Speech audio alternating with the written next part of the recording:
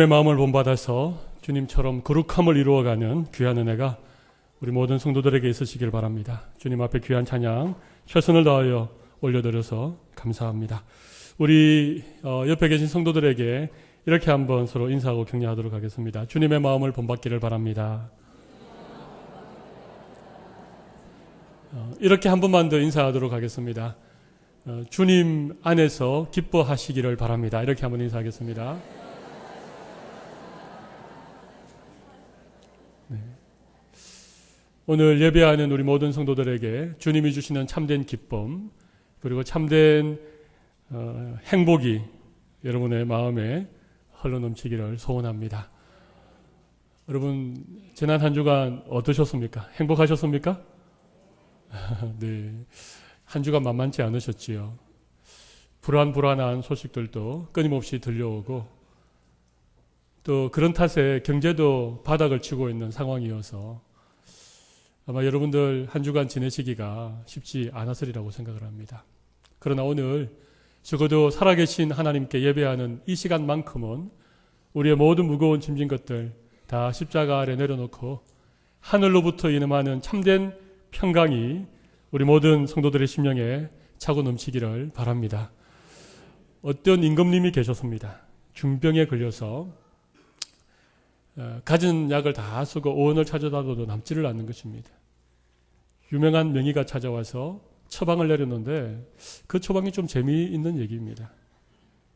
다르게 해서는 절대 임금님 병이 나을 수 없고 이 나라에서 가장 행복한 사람의 속옷을 가져다가 입으면 병이 나을 것입니다. 약간 좀 명의라고 하기에 좀 그렇지만 여러분 이 죽을 병에 걸렸는데 병이 낫는다고 그러니까 그거 못하겠습니까? 그래서 신하들을 시켜서 온 나라에 행복한 사람의 속옷을 찾아 나섰습니다. 학식이 뛰어나고 공부를 많이 한 사람을 찾아가서 당신은 학식이 뛰어나니까 분명히 행복할 것 같아서 찾아왔습니다. 그랬더니 이분이 그렇지 않습니다. 내가 많은 것을 알기 때문에 더 많은 염려와 근심을 가지고 있습니다. 그러는 겁니다. 이번에는 굉장히 엄청난 부자를 찾아갔습니다. 틀림없이 재물이 많으니까 행복하리라고 생각을 했습니다만은 이 부자가 하는 얘기가 내 욕심이 끝이 없습니다. 조금만 더 아직까지 저는 만족하지 못합니다. 행복하지 않다는 것입니다.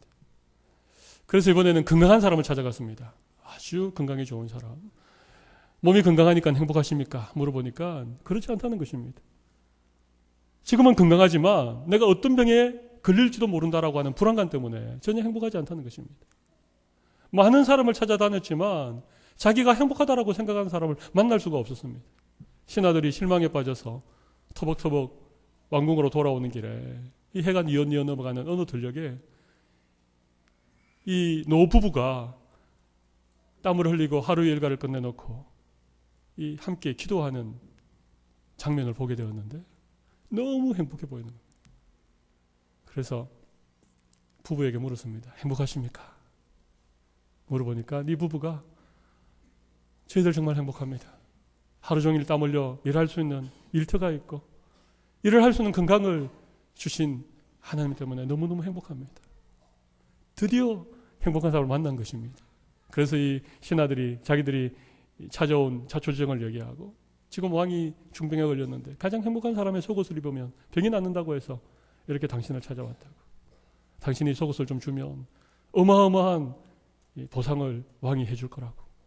그렇게 얘기하는데 이 부부가 난감한 표정을 짓는 겁니다. 그러면서 하는 얘기가 사실 저희들이 너무 가난해서 너무너무 가난하게 살기 때문에 지금까지 속옷을 입어본 적이 없다는 것입니다. 여러분 속옷을 입지 못할 만큼 가난한 부부. 여러분 그렇지만 그 부부가 정말 행복한 사람이었다는 거예요. 여러분 행복이라고 하는 것은 돈으로 살 수 있는 것이 아닙니다. 아주 편안한 침대는 돈으로 살 수 있습니다. 그러나 단잠을 돈으로 살 수 있습니까? 좋은 음식을 돈으로 살 수 있습니다. 그러나 어떤 것이든지 맛있게 먹는 입맛은 돈으로 살 수 없는 것입니다. 여러분 의리의리한 집을 구입할 수는 있으나 가정의 참된 행복은요 돈으로 살 수 있는 것이 아닙니다. 돈이 많다고, 높은 자리에 올랐다고, 많은 지식을 소유했다고 여러분 건강하게 되는 것이 아닙니다. 행복하게 되는 것이 아닙니다. 어떻게 하면 행복할 수 있는가? 오늘 사도 바울의 고백을 통하여서 제가 여러분에게 그 비결을 한 3가지 정도로 말씀을 드리려고 합니다. 오늘 말씀 잘 듣고 여러분 좀 행복해지시기를 바랍니다. 세상은 힘들고 우리를 둘러싸고 있는 환경은 우리를 힘들게 하지만 그래도 주님 때문에 행복할 수 있는 여러분들이 되시기를 바랍니다. 우리 첫 번째 어떻게 하면 행복해질 수 있는가? 첫 번째 한번 읽어보겠습니다. 주 안에서 기뻐하면 행복해집니다. 그렇습니다, 여러분. 10절 말씀 보면 사도 바울이 이런 고백을 하고 있죠. 내가 주 안에서 크게 기뻐함은. 여러분, 빌립보서라고 하는 성경은 옥중 서신이지요. 바울이 로마 감옥에 연금 상태로 갇혀 있으면서 기록한 서신입니다. 죽을 날이 얼마 남지 않았고 자유가 억압되어진 그런 환경에서 빌립보서를 기록했는데, 여러분 빌립보서 곳곳에 기뻐하라. 내가 다시 말하노니 기뻐하라. 계속해서 기뻐하라는 말씀이 끊임없이 나오고 있습니다. 여러분, 어떻게 사도 바울이 그렇게 얽매이고 힘든 환경 속에서도 기뻐할 수 있었겠습니까? 비결은 이것입니다. 바로 주 안에서라고 하는 이 말씀 속에 참된 기쁨의 이유가 있다는 것입니다. 여러분, 주님 안에서 우리가 기뻐해야 되는데, 여기 주님 안에서 기뻐한다라고 하는 이 말씀의 의미는 다른 환경 때문에 기뻐하는 것이 아니고 주님 때문에 기뻐한다, 그런 의미 아니겠습니까? 여러분, 사도 바울이 왜 기뻐할 수 있었습니까? 주님을 만난 이후로 그의 인생이 달라졌기 때문에 그렇습니다. 그의 인생의 가치관이 달라졌고 어떤 것이 행복인가에 대한 기준이 달라졌고, 여러분, 그러다 보니까 사도 바울이 비록 얽매인 자리에 있었지만, 죽음을 앞에 놓고 있었지만 그의 기쁨을 세상에 있는 것들이 빼앗아갈 수 없었다는 것입니다. 여러분, 주님 안에서 기뻐할 수 있는 여러분들이 되시기를 바랍니다. 아무리 힘들어도 주님 때문에 기뻐하실 수 있는 여러분들이 꼭 되시기를 바랍니다. 여러분, 삭개오라고 하는 키 작은 세리장 아십니까? 그는 그 당시 로마의 식민지였던 그 유대 나라의 세리장이었습니다. 그는 돈이 많은 사람이었습니다. 사람들을 착취했습니다. 가난한 사람들의 돈을 착복해서 많은 돈을 가지고 있던 사람이었습니다. 그런데 여러분, 이 삭개오의 인생에는 참된 기쁨도 없었고 행복도 없었습니다. 그런데 어느 날 삭개오가 예수님을 만나죠. 예수님을 만난 이후에 그의 삶이 변화된 것입니다. 그가 그토록 생명처럼 아꼈던 재물을 다 풀어서 가난한 사람들 나누어 주고 자기가 착복한 사람들을 4배나 그렇게 다 갚아주었습니다. 그런데도 삭개오의 마음에 말할 수 없는 기쁨이 그에게 있었던 것입니다.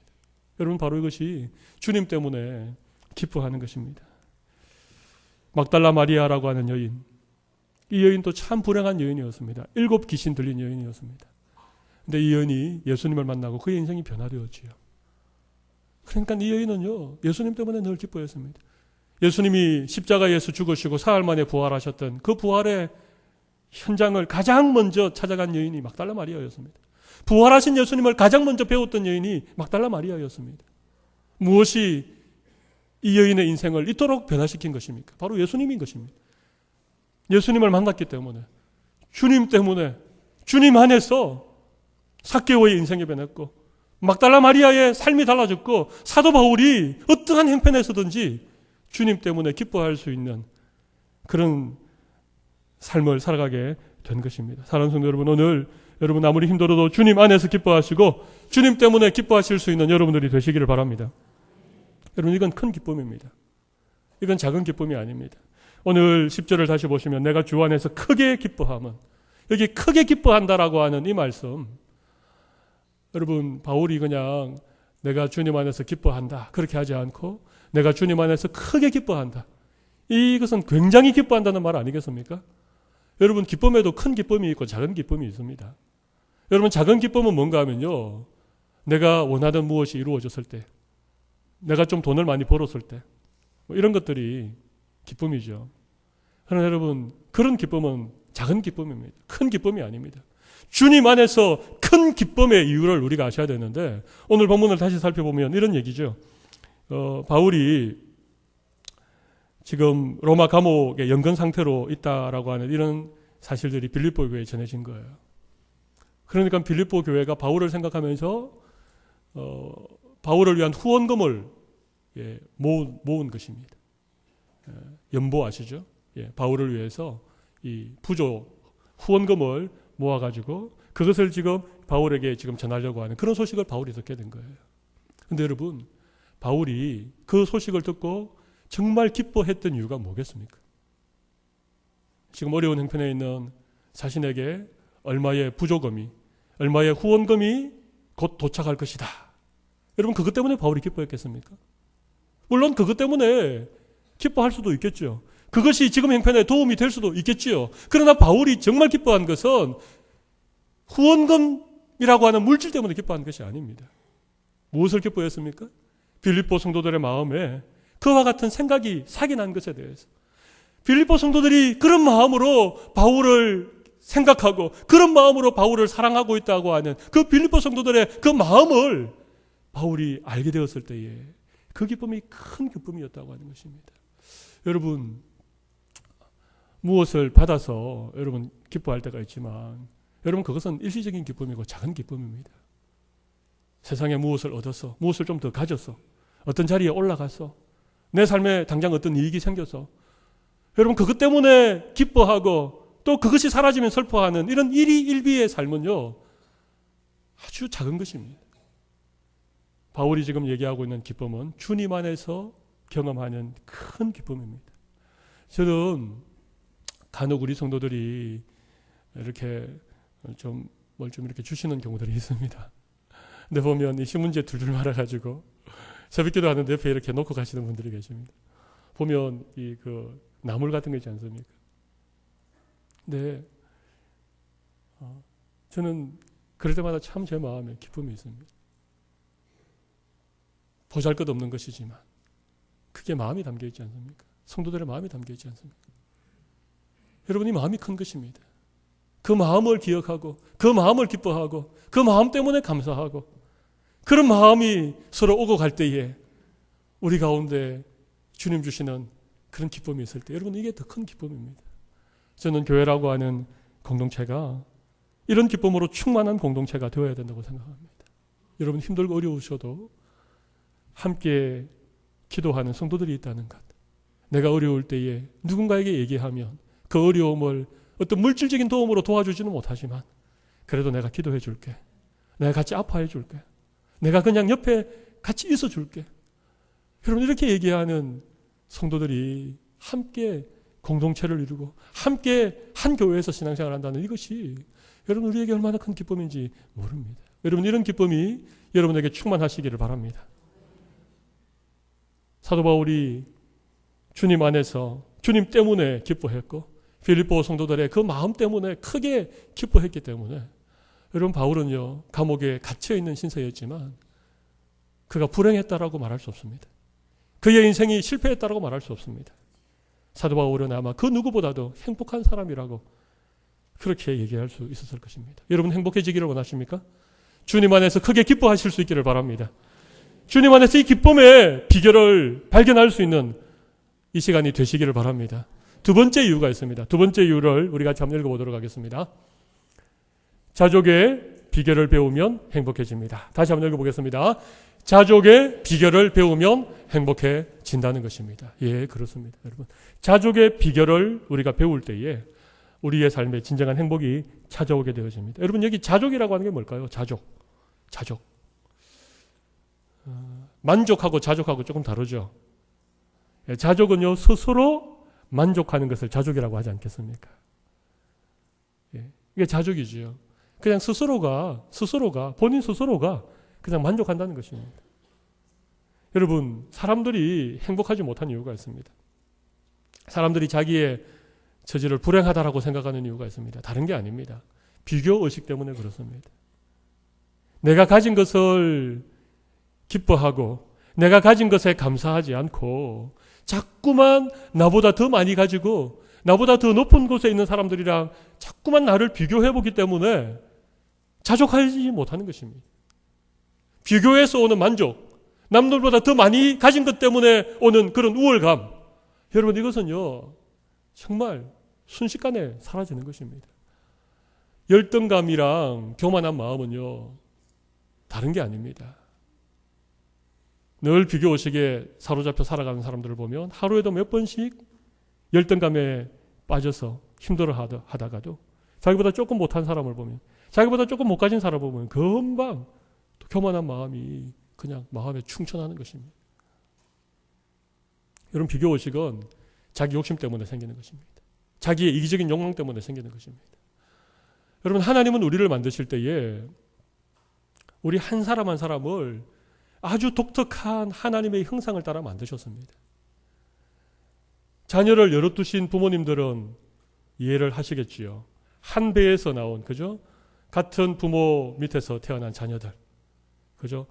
엄마, 아빠, 같은 공장에서 만든 자녀들이라도 다 다르지 않습니까? 첫째가 다르고, 둘째가 다르고, 셋째가 다르고. 여러분, 한 셋까지 낳아봤는데도 그래도 좀 미심쩍다 그러시면 한 12좀 놓아보십시오. 그리고 한번 비교해 보십시오. 그 중에 같은 자녀들이 있는지 다 다릅니다. 다 다릅니다. 이 세상에 65억, 70억의 인구가 있어도 여러분 다 다릅니다. 왜? 하나님이 우리 한 사람 한 사람을 다 다르게 만드셨기 때문에. 여러분 우리는 공장에서 찍어내는 제품이 아닙니다. 하나님이 한 사람 한 사람 하나님의 형상을 따라 만들어주신 하나님의 작품이고 하나님의 글작품임을 믿으시기를 바랍니다. 다른 사람이랑 비교하지 마십시오. 누가 더 큰지, 누가 더 잘생겼는지, 누가 더 큰 아파트에 사는지, 누구 자동차가 더 좋은지 여러분 아무 필요 없는 것입니다. 여러분 자족이라고 하는 것은 스스로 만족해하고 스스로 감사하는 것. 여러분 그게 자족 아닙니까? 그런 마음이 우리에게 있으면요 우리 행복할 수 있습니다. 좀 덜 가져도, 좀 못 배워도, 좀 큰 집에 살지 않아도 우리의 마음에 자족하는 마음이 있으면 우리는 행복하게 살 수 있습니다. 여러분 제가 자주 말씀드렸습니다마는 감사는 감사를 낳고 불평은 불평을 낳고 원망은 원망을 낳고. 여러분 우리가 작은 것에서도 자족하고 하나님께 감사하면 분명히 하나님이 또 감사할 일들을 우리에게 생각나게 하시고 또 기뻐하고 또 찬송할 이유를 하나님 자꾸 우리에게 주시는 것입니다. 근데 자꾸 비교해가면서 우리가 힘들어하면 여러분 그것은 결코 우리의 행복에 아무런 도움이 못 된다는 것입니다. 여러분 그런데 바울이 이 자족의 비결을 배웠다 그렇게 얘기하죠. 자족하기를 배웠다. 일체의 비결을 배웠다. 여러분 사실 우리가 다 이기적인 욕심을 가지고 태어나기 때문에 우리가 자족하는 것이 쉽지 않습니다. 그래서 우리는 자족을 배워야 됩니다. 자족의 비결을 배워야 되는데 어떻게 배우는가? 오늘 본문 11절 12절을 보면 바울이 이런 얘기를 합니다. 내가 궁핍함으로 말하는 것이 아니라 어떠한 형편에서든지 어떠한 형편에든지 내가 자족하기를 배웠다. 다양한 형편에 처해 있으면서도 그런 형편 속에서도 내가 감사의 제목을 찾고 기뻐할 이유를 생각하면서 자족을 배웠다는 것입니다. 13, 12절 보십시오. 나는 비천에 처할 줄도 알고 풍부에 처할 줄도 알아. 모든 일, 곧 배부름과 배고픔과 풍부와 궁핍에도 처할 줄 아는 일체의 비결을 배웠다는 것입니다. 여러분 사도 바울은요 고생을 많이 했습니다. 배도 골아봤고 며칠씩 굶어보기도 하고 고생 많이 해봤습니다. 여러분 그런데 참 놀라운 것은요 굶어보면 음식이 얼마나 소중한가를 알게 되는 것입니다. 우리가 조금이라도 건강을 잃어보면 내가 건강하게 걸어다니고 두 손 두 발로 활동할 수 있는 것이 얼마나 감사한지를 우리가 알게 되는 것이죠. 그래서 풍부에 처할 줄도 알고 비천에 처할 줄도 알고 배부름과 배고픔의 일체의 비결을 배웠다는 것입니다. 그런데 중요한 게 있습니다. 우리가 꼭 다양한 환경에 처해서 때로는 좀 힘들게도 살아보고 가난하게도 살아보고 또 사업이 망해보기도 하고 이런 과정들을 거치면 다 자족의 비결을 배우게 되는가? 그렇지 않다는 것입니다.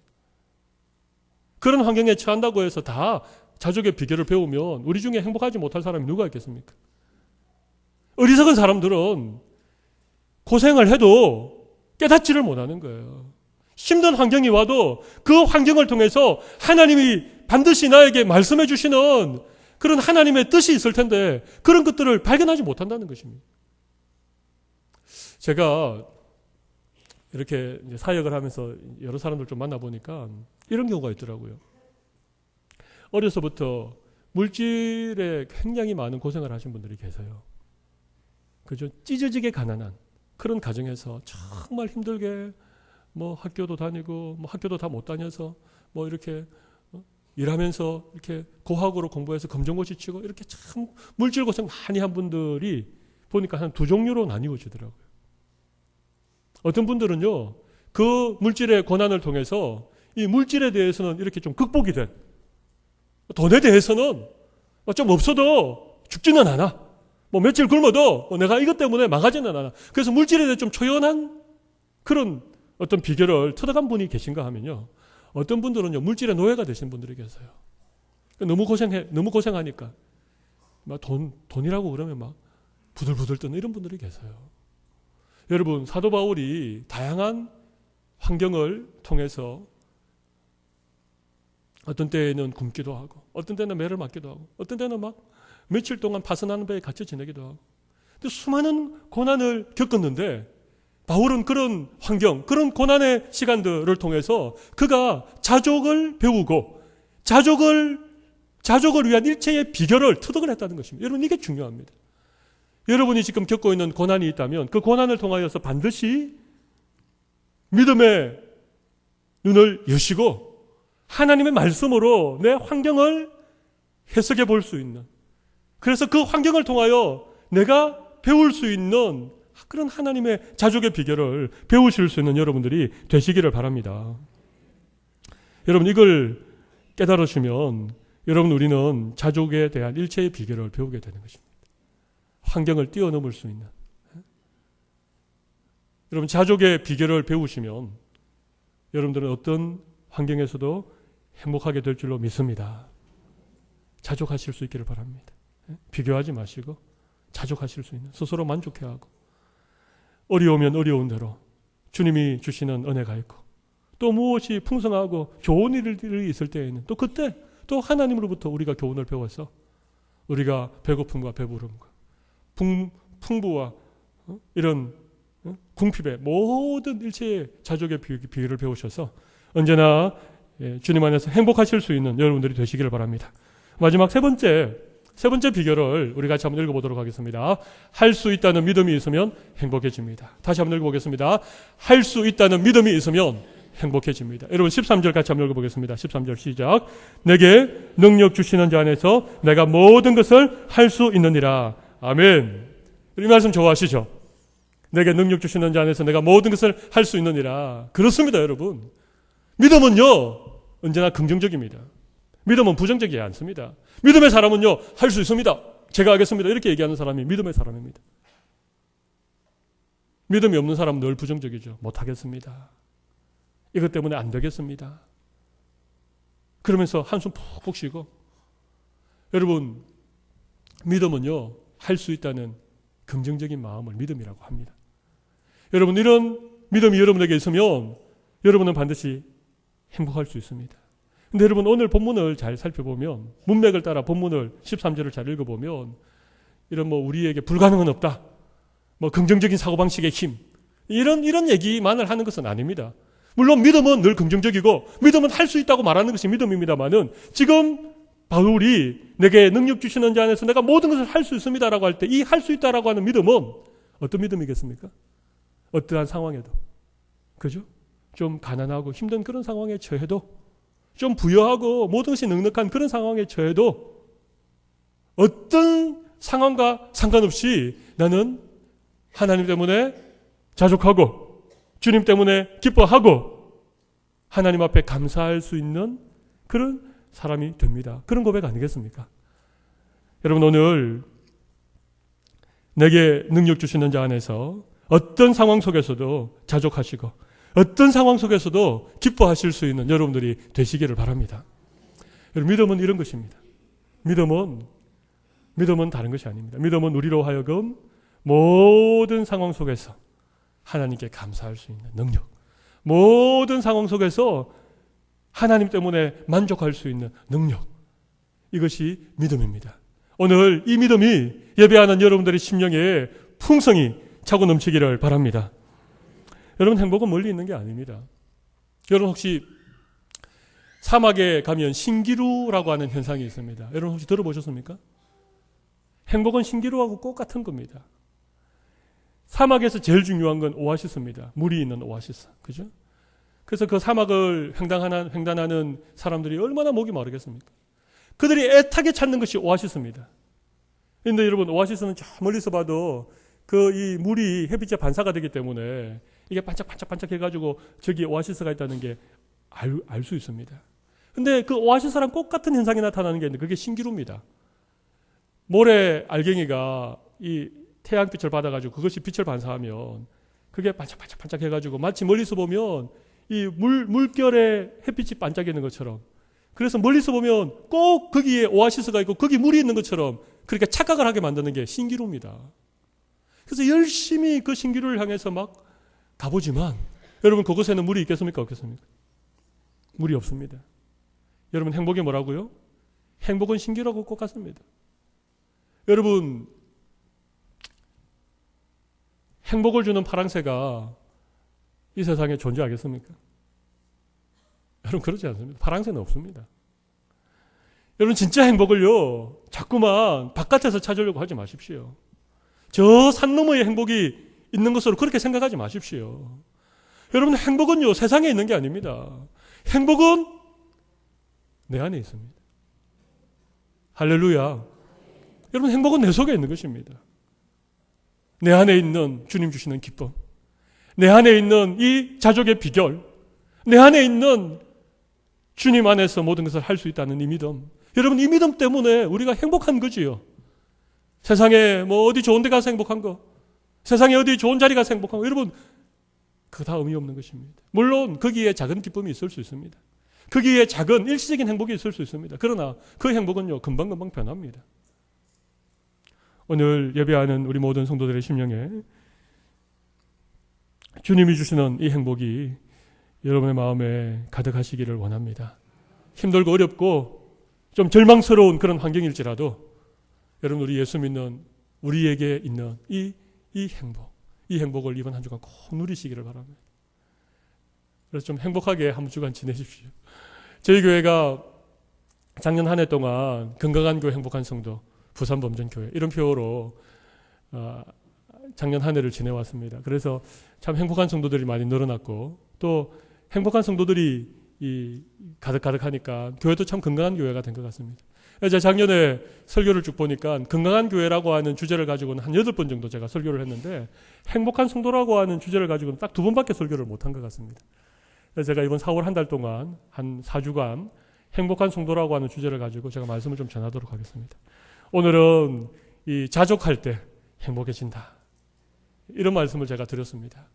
우리 계속해서 요즘 참 시대가 시대인 것만큼 우리를 힘들게 하고 어렵게 하는 그런 세상을 살아가면서도 주님 때문에 정말 행복하셔서 이 행복이 여러분을 통해서 다른 사람에게 전염되어지고 여러분과 함께 있는 그 누군가가 또 행복해질 수 있는 그런 귀한 은혜가 온 성도들과 교회에 차고 넘치기를 바랍니다.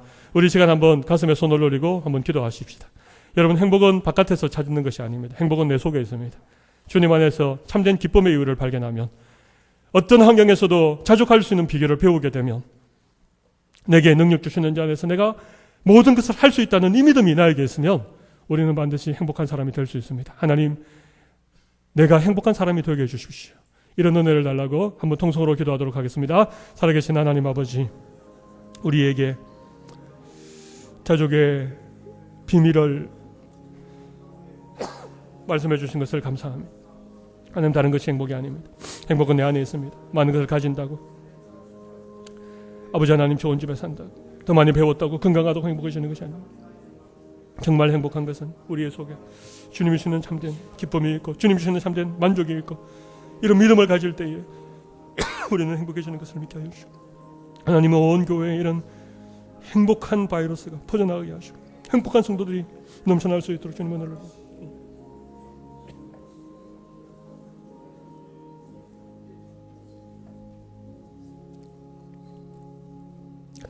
살아계신 하나님 아버지, 요즘 다들 어렵다고 사람들이 입을 모아 얘기를 하지만 우리는 다른 것 때문에 기뻐할 수 있는 이유가 있고 다른 것 때문에 행복해질 수밖에 없는 그런 사람인 것을 주님 앞에 고백합니다. 오늘 예배하는 주의 백성들이 참된 행복의 비결에 대해서 배웠습니다. 주님 안에서 기뻐할 때, 자족의 일체의 비결을 배우게 될 때에, 능력 주시는 자 안에서 내가 모든 것을 할 수 있다라고 하는 이 믿음이 우리에게 있을 때에 우리는 모든 환경을 뛰어넘어 주님 안에서 행복한 삶을 살아갈 수 있을 줄로 믿습니다. 온 교회 모든 성도들의 삶에 주님이 주시는 이 참된 행복이 차고 넘치게 하여 주시옵소서.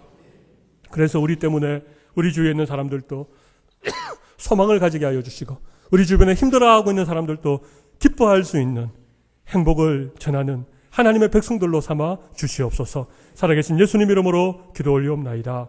아멘. 아멘.